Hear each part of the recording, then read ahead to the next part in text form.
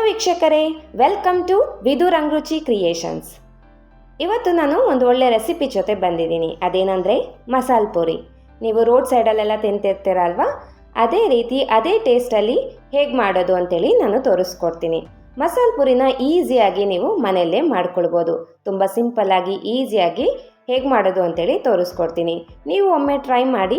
ಇಷ್ಟ ಆದರೆ ನಮ್ಮ ಚಾನಲ್ಗೆ ಲೈಕ್, ಶೇರ್ ಆ್ಯಂಡ್ ಸಬ್ಸ್ಕ್ರೈಬ್ ಮಾಡೋದನ್ನ ಮರಿಬೇಡಿ.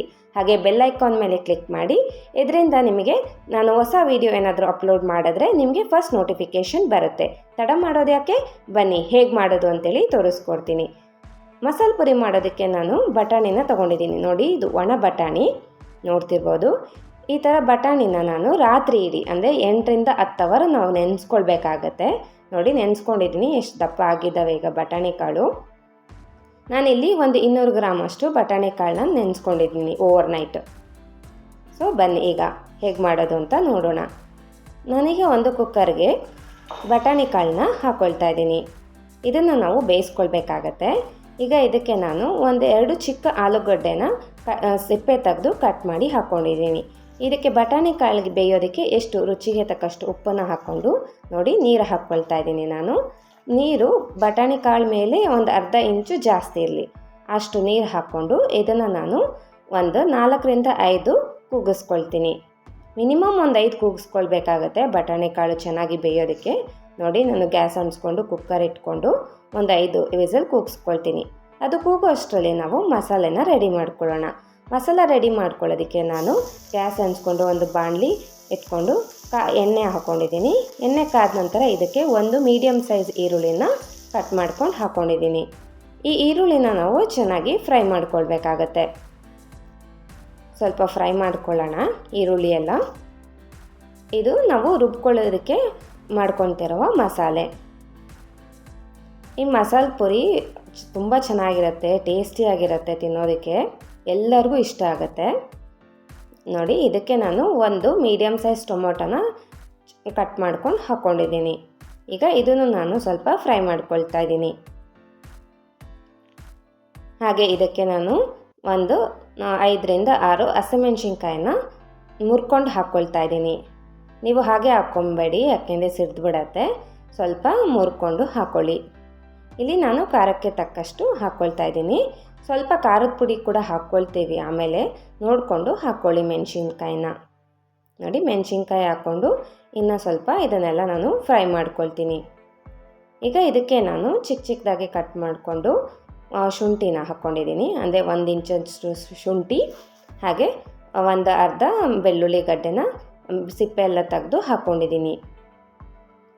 ನೋಡಿ, ಬೆಳ್ಳುಳ್ಳಿ ಶುಂಠಿನ ಹಾಕ್ಕೊಂಡು ಕೂಡ 1 ನಿಮಿಷ ನಾನು ಫ್ರೈ ಮಾಡ್ಕೊಳ್ತೀನಿ. ಈಗ ಇದಕ್ಕೆ 1 ಸ್ಪೂನ್ ಆಗೋಷ್ಟು ನಾನು ಜೀರಿಗೆ, ಹಾಗೆ 1-2 ಚಕ್ಕೆ, 1-2 ಲವಂಗನ ಹಾಕ್ಕೊಂಡು ಇನ್ನೊಂದು 30 ಸೆಕೆಂಡ್ಸು ನಾನು ಫ್ರೈ ಮಾಡ್ಕೊಳ್ತೀನಿ. ಇದನ್ನೆಲ್ಲ ನೀವು ಜಾಸ್ತಿ ಗೊಜ್ಜು ಥರ ಏನು ಫ್ರೈ ಮಾಡ್ಕೊಳ್ಬೇಡಿ, ಸ್ವಲ್ಪ ಸಾಫ್ಟ್ ಆಗೋವರೆಗೂ ಫ್ರೈ ಮಾಡ್ಕೊಳ್ಳಿ, ಯಾಕೆಂದರೆ ನಾವು ಇದನ್ನು ರುಬ್ಕೊಳ್ಬೇಕಾಗತ್ತೆ. ಅದಕ್ಕೋಸ್ಕರ ನೋಡಿ, ನಾನು ಇದನ್ನೆಲ್ಲ ಚೆನ್ನಾಗಿ ಫ್ರೈ ಮಾಡ್ಕೊಂಡಿದ್ದೀನಿ. ಈಗ ಫ್ರೈ ಆಗಿದೆ. ಇದು ಗ್ಯಾಸ್ ಆಫ್ ಮಾಡ್ಕೊಂಡಿದ್ದೀನಿ.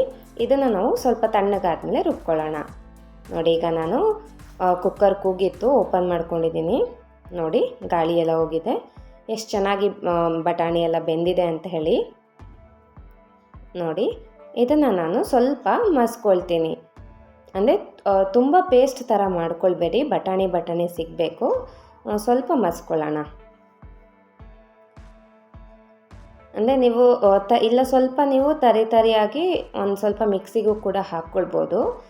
ಜಸ್ಟ್ ಒಂದು ಆನ್ ಆ್ಯಂಡ್ ಆಫ್ ಮಾಡಿದ್ರೆ ಹಾಗೂ ಮಾಡ್ಕೊಳ್ಬೋದು, ಅಥವಾ ನಿಮ್ಮ ಹತ್ರ ಮಸಿಯೋ ಕೋಲಿದೆ ಸ್ವಲ್ಪ ಲೈಟಾಗಿ ಮಸ್ಕೊಳ್ಳಿ. ನೋಡಿ, ನಾನೀಗ ಮಸ್ಕೊಂಡಿದ್ದೀನಿ. ಅಂದರೆ ತೀರಾ ಫುಲ್ಲಾಗಿ ಮಸ್ಕೊಂಡಿಲ್ಲ, ಸ್ವಲ್ಪ ಬಟಾಣಿನೂ ಇರಬೇಕು, ಹಾಗಾದರೆ ಚೆನ್ನಾಗಿರತ್ತೆ ತಿನ್ನೋದಕ್ಕೆ. ನೋಡಿ, ಇದನ್ನು ನಾನು 1-2 ಸೌಟ್ ಆಗೋಷ್ಟು ತೆಗೆದಿಟ್ಕೊಳ್ತೀನಿ. ಅಂದರೆ ನಾವು ಇದನ್ನು ಮಸಾಲೆನ ರುಬ್ಕೊಳ್ತೀವಲ್ಲ, ಅದಕ್ಕೆ ಹಾಕೋದಕ್ಕೆ. ನೋಡಿ, 2 ಸೌಟ್ ತೊಗೊಂಡಿದ್ದೀನಿ ನಾನು. ಈಗ ಬನ್ನಿ ಮಸಾಲನ ರುಬ್ಕೊಂಡು ಬರೋಣ. ಮಸಾಲೆ ರುಬ್ಬೋದಕ್ಕೆ ನಾನು ಒಂದು ಜಾರ್ ತೊಗೊಂಡಿದ್ದೀನಿ. ಜಾರ್ಗೆ ನಾವು ಆಗಲೇ ಫ್ರೈ ಮಾಡ್ಕೊಂಡಿದ್ವಲ್ಲ ಈರುಳ್ಳಿ, ಟೊಮ್ಯಾಟೊ, ಮೆಣಸಿನ್ಕಾಯಿ ಅದೆಲ್ಲ ಹಾಕ್ಕೊಂಡಿದ್ದೀನಿ. ಈಗ ಇದಕ್ಕೆ ನಾನು ಒಂದು ಸ್ವಲ್ಪ ಕೊತ್ತಂಬರಿ ಸೊಪ್ಪನ್ನು ಹಾಕ್ಕೊಳ್ತಿದ್ದೀನಿ. ಹಾಗೆ ಒಂಚೂರು ಪುದೀನ ಸೊಪ್ಪು. ಕೊತ್ತಂಬರಿ ಸೊಪ್ಪು ಪುದೀನ ಸೊಪ್ಪು ನೀವು ಫ್ರೈ ಮಾಡ್ಕೊಳ್ಬೇಡಿ, ಹಾಗೆ ಹಾಕ್ಕೊಳ್ಳಿ. ನೋಡಿ ಹಾಗೆ ನಾನು ತೆಗೆದಿಟ್ಕೊಂಡಿದ್ನಲ್ವ ಬಟಾಣಿ ಬೇಯಿಸಿರೋದು, ಅದನ್ನು ಹಾಕ್ಕೊಂಡಿದ್ದೀನಿ. ಇದಕ್ಕೆ ನಾವು ಸ್ವಲ್ಪ ನೀರನ್ನ ಸೇರಿಸಿ ರುಬ್ಕೊಂಡು ಬರಬೇಕು. ನೋಡಿ ಈಗ ನಾನು ರುಬ್ಕೊಂಡು ಬಂದಿದ್ದೀನಿ, ಹೇಗೆ ಇದೆ ಅಂತ ನೋಡಿ. ಈ ರೀತಿ ಫೈನ್ ಪೇಸ್ಟಾಗಿ ಮಾಡ್ಕೊಳ್ಳಿ. ನೋಡಿ ಎಷ್ಟು ಚೆನ್ನಾಗಿ ಪೇಸ್ಟ್ ಥರ ಆಗಿದೆ ಅಂಥೇಳಿ ನುಣ್ಣಗೆ ರುಬ್ಕೊಂಡಿದ್ದೀನಿ. ಬನ್ನಿ ಈಗ ಹೇಗೆ ಮಾಡೋದು ಅಂಥೇಳಿ ನೋಡೋಣ. ನಾನು ಮೊದಲಿಗೆ ಗ್ಯಾಸ್ ಅಂಟಿಸ್ಕೊಂಡು ಒಂದು ಪಾತ್ರೆನ ಇಟ್ಕೊಂಡಿದ್ದೀನಿ. ಪಾತ್ರೆಗೆ ಎಣ್ಣೆ ಹಾಕ್ಕೊಳ್ತಾ ಇದ್ದೀನಿ. ಎಣ್ಣೆ ಹಾಕ್ಕೊಂಡು ಇದಕ್ಕೆ ನೋಡಿ ನಾನು ಚಿಟಿಕೆ ಅರಿಶಿನ, ಒಂದೆರಡು ಚಿಟಿಕೆ ಅಷ್ಟು ಅರಿಶಿನ, ಗರಂ ಮಸಾಲ ಒಂದು ಅರ್ಧ ಟೇಬಲ್ ಸ್ಪೂನ್, ಹಾಗೆ ಧನಿಯಾ ಪುಡಿ ಮತ್ತು ಸ್ವಲ್ಪ ಖಾರದ ಪುಡಿ ಇದನ್ನು ಹಾಕ್ಕೊಂಡು ಎಣ್ಣೆಯಲ್ಲಿ ನಾವು ಒಂದು 30 ಸೆಕೆಂಡ್ಸು ಫ್ರೈ ಮಾಡ್ಕೊಳ್ಬೇಕಾಗತ್ತೆ. ಸ್ವಲ್ಪ ಅದರಲ್ಲಿರೋ ಹಸಿ ಸ್ಮೆಲ್ ಹೋಗಬೇಕಾಗತ್ತೆ. ನೋಡಿ ನಾನು ಒಂದು 30 ಸೆಕೆಂಡ್ಸ್ ಅಷ್ಟು ನಾನು ಎಣ್ಣೆಯಲ್ಲಿ ಮಸಾಲೆನ ಫ್ರೈ ಮಾಡ್ಕೊಳ್ತಾ ಇದ್ದೀನಿ. ಈಗ ಇದಕ್ಕೆ ನಾನು ರುಬ್ಬಿಟ್ಕೊಂಡಿರುವ ಮಿಶ್ರಣನ ಹಾಕ್ಕೊಳ್ತಾ ಇದ್ದೀನಿ. ಆಗಲೇ ನಾವು ಮಸಾಲೆ ಎಲ್ಲ ಹುರ್ಕೊಂಡು ಪೇಸ್ಟ್ ಮಾಡ್ಕೊಂಡು ಬಂದಿದ್ವಲ್ಲ, ರುಬ್ಕೊಂಡಿದ್ವಲ್ಲ, ಅದನ್ನು ಹಾಕ್ಕೊಳ್ತಿದ್ದೀನಿ. ಇವಾಗ ರುಬ್ಬಿರೋ ಮಸಾಲೆ ಹಾಕ್ಕೊಂಡು ನಾವು ಚೆನ್ನಾಗಿ ನಾವು ಫ್ರೈ ಮಾಡ್ಕೊಳ್ಬೇಕಾಗತ್ತೆ. ಅಂದರೆ ಸ್ವಲ್ಪ ಕುದಿಸ್ಕೊಳ್ಬೇಕು, ಹಸಿ ವಾಸನೆ ಹೋಗೋವರೆಗೂ ನಾವು ಸ್ವಲ್ಪ ಚೆನ್ನಾಗಿ ಕುದಿಸ್ಕೊಳ್ಬೇಕು. ನಾನೀಗ ಜಾರ್ಗೂ ಕೂಡ ಸ್ವಲ್ಪ ನೀರು ಹಾಕ್ಕೊಂಡು ಅದರಲ್ಲಿರೋದನ್ನೆಲ್ಲ ಹಾಕ್ಕೊಂಡಿದ್ದೀನಿ. ಜಾರಲ್ಲೂ ಕೂಡ ಸ್ವಲ್ಪ ಮಸಾಲೆ ಇರುತ್ತಲ್ವ, ಅದನ್ನ ವೇಸ್ಟ್ ಮಾಡೋಕ್ಕೆ ಹೋಗಬೇಡಿ. ಸ್ವಲ್ಪ ನೀರು ಮಿಕ್ಸ್ ಮಾಡಿಕೊಂಡು ಹಾಕ್ಕೊಳ್ಳಿ. ನೋಡಿ ಇದನ್ನೆಲ್ಲ ನಾನು ಸ್ವಲ್ಪ ಹಸಿ ವಾಸನೆ ಹೋಗೋವರೆಗೂ ನಾನು ಕುದಿಸ್ಕೊಳ್ತೀನಿ ಸ್ವಲ್ಪ ಹೊತ್ತು. ಅಂದರೆ ಒಂದು 2-3 ನಿಮಿಷ ಕುದಿಸ್ಕೊಳ್ಳಿ. ಇದಾದಮೇಲೆ ಬಟಾಣಿ ಹಾಕ್ಕೊಳ್ಳೋಣ. ಫಸ್ಟೇ ಹಾಕೋಕ್ಕೆ ಹೋಗಬೇಡಿ. ನೋಡಿ ಇದೆಲ್ಲ ಚೆನ್ನಾಗಿ ಕುದೀತಿದೆ. ಇವಾಗ ಈ ಮಸಾಲೆ ಪುರಿ ತಿನ್ನೋದಕ್ಕೆ ತುಂಬ ಟೇಸ್ಟಿಯಾಗಿರುತ್ತೆ. ನೀವು ಈಸಿಯಾಗಿ ಮಾಡ್ಕೊಳ್ಬೋದು. ನಿಮಗೆ ಸ್ಟಾರ್ಟಿಂಗು ತುಂಬ ಕಷ್ಟ ಅಂತ ಅನಿಸ್ಬೋದು ಫಸ್ಟ್ ಟೈಮ್ ಮಾಡೋರಿಗೆ, ಬಟ್ ಇದು ತುಂಬ ಸಿಂಪಲ್ಲಾಗಿ ಈಸಿಯಾಗಿ ಮಾಡ್ಕೊಳ್ಬೋದು. ನಾವು ಇವಾಗ ತೊಗೊಂಡಿರೋ ಬಟಾಣಿಯಲ್ಲಿ ಮಿನಿಮಮ್ ಒಂದು 15 ಪ್ಲೇಟ್ ಆಗೋಷ್ಟಿರುತ್ತೆ. ನೋಡಿ ಈಗ ನಾನು ಬಟಾಣಿಯನ್ನು ಹಾಕ್ಕೊಳ್ತಾ ಇದ್ದೀನಿ. ಹಾಗೆ ನಾನು ಕುಕ್ಕರು ಕೂಡ ಸ್ವಲ್ಪ ನೀರು ಹಾಕ್ಕೊಂಡು ಅದನ್ನೆಲ್ಲ ಚೆನ್ನಾಗಿ ನಾನು ಕೈಯಲ್ಲಿ ನೆನ್ಕೊಂಡು ಹಾಕ್ಕೊಳ್ತಿದ್ದೀನಿ. ಯಾಕೆಂದರೆ ಕುಕ್ಕರಲ್ಲೂ ಕೂಡ ಸ್ವಲ್ಪ ಬಟಾಣಿ ಎಲ್ಲ ಇರುತ್ತಲ್ವ, ನೀರು ಹಾಕ್ಕೊಂಡು ಮಿಕ್ಸ್ ಮಾಡ್ಕೊಂಡು ಹಾಕ್ಕೊಳ್ಳಿ, ವೇಸ್ಟ್ ಮಾಡೋಕ್ಕೆ ಹೋಗಬೇಡಿ. ನೋಡಿ ಮತ್ತು ನಾನು ಇನ್ನೂ ಸ್ವಲ್ಪ ನೀರನ್ನ ಸೇರಿಸ್ಕೊಳ್ತಾ ಇದ್ದೀನಿ. ಅಂದರೆ ನೀವು ಕನ್ಸಿಸ್ಟೆನ್ಸಿ ನೋಡಿಕೊಂಡು ನೀರನ್ನ ಮಿಕ್ಸ್ ಮಾಡ್ಕೊಳ್ಳಿ. ನೋಡಿ ನಾನು ನೀರು ಹಾಕ್ಕೊಂಡು ಮಿಕ್ಸ್ ಮಾಡ್ಕೊಂಡಿದ್ದೀನಿ. ಈ ಕನ್ಸಿಸ್ಟೆನ್ಸಿ ಇದ್ದರೆ ಓಕೆ. ನಿಮಗೆ ಇನ್ನೂ ತೆಳ್ಳಗೆ ಬೇಕು ಅಂದರೆ ಇನ್ನೂ ಸ್ವಲ್ಪ ನೀರು ಹಾಕ್ಕೊಳ್ಬೋದು. ತುಂಬ ನೀರು ಮಾಡ್ಕೊಳ್ಬೇಡಿ, ಚೆನ್ನಾಗಿರೋದಿಲ್ಲ. ನೋಡಿ ಇಷ್ಟಿದ್ರೆ ಸಾಕಾಗತ್ತೆ. ಇದನ್ನು ನಾವು ಚೆನ್ನಾಗಿ ಕುದಿಸ್ಕೊಳ್ಬೇಕಾಗತ್ತೆ. ನೋಡಿ ಈಗ ನಾನು ಚೆನ್ನಾಗಿ ಕುದಿಸ್ಕೊಳ್ತಾ ಇದ್ದೀನಿ. ಮೇಲೆ ಆ ನೊರೆ ಎಲ್ಲ ಬರ್ತಿದೆಯಲ್ಲ, ಆ ನೊರೆ ಎಲ್ಲ ಕಮ್ಮಿ ಆಗಬೇಕು, ಅಲ್ಲಿವರೆಗೂ ನಾವು ಚೆನ್ನಾಗಿ ಕುದಿಸ್ಕೊಳ್ಬೇಕಾಗತ್ತೆ. ಇದು ತುಂಬ ಸಿಂಪಲಾಗಿ ಮಾಡ್ಕೊಳ್ಬೋದು ನೀವು.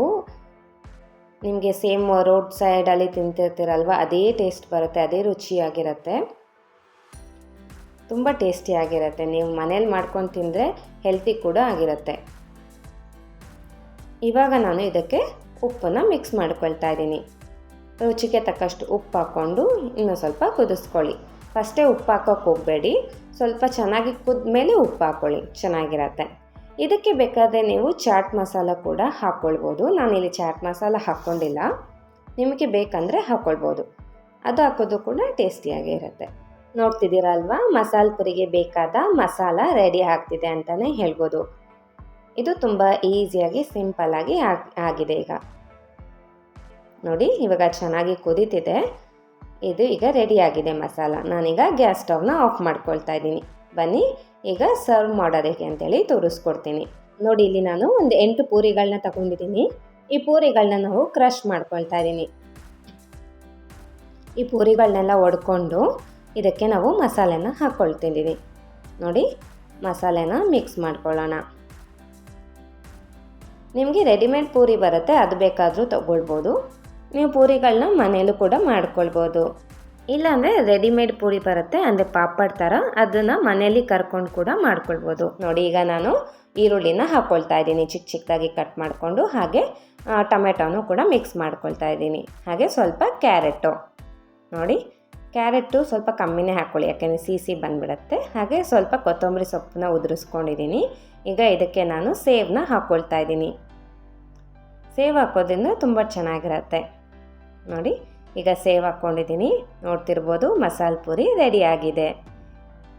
ರೋಡ್ ಸೈಡಲ್ಲಿ ತಿಂತಿರಲ್ವ, ಅದೇ ರೀತಿ ಅದೇ ಟೇಸ್ಟಲ್ಲಿ ಮನೆಯಲ್ಲಿ ಈಸಿಯಾಗಿ ರೆಡಿಯಾಗಿದೆ. ಇದೇ ರೀತಿ ಮಸಾಲೆ ಪೂರಿನ ನೀವು ಮನೆಯಲ್ಲಿ ಟ್ರೈ ಮಾಡಿ ಹೇಗೆ ಬಂತು ಅಂತೇಳಿ ಕಮೆಂಟ್ ಮಾಡಿ.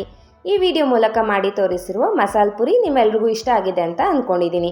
ಇಷ್ಟ ಆಗಿದ್ರೆ please like, share and subscribe. ಇದೇ ಥರ ಒಳ್ಳೊಳ್ಳೆ ಈಸಿ, ಟೇಸ್ಟಿ ಆ್ಯಂಡ್ ಹೆಲ್ತಿ ರೆಸಿಪೀಸ್ಗೋಸ್ಕರ ನಮ್ಮ ಚಾನಲ್ನ ಫಾಲೋ ಮಾಡಿ. Thank you.